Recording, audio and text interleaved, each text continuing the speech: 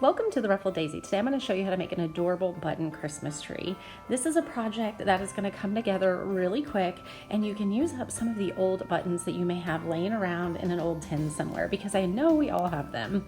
I wanted to paint the base of my wood white.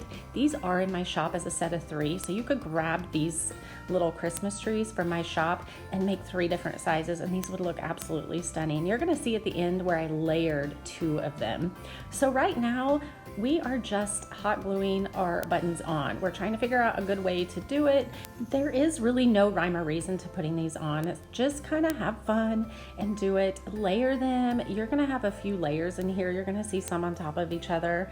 Just have some fun and just kind of drop the idea of perfectionism. This is very random, but it's going to come together so perfectly.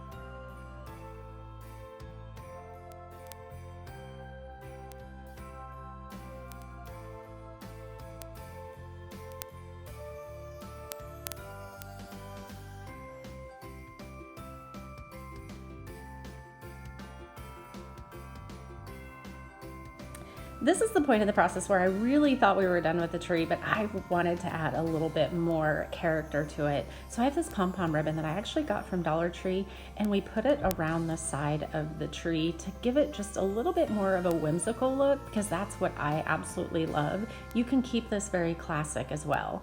Here's where you see I'm going to overlay it.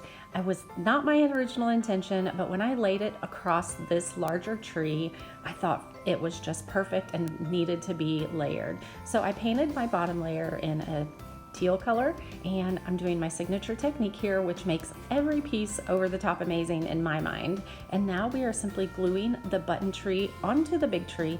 And you guys, this turned out so beautiful. It fits so perfectly with my bottle brush trees. I hope that you take some time to make one of your own. I can't wait to see them all. Thank you so much for watching today. If you love this DIY and like all things home creative, make sure that you visit theruffleddaisy.org and follow me on all the social media channels.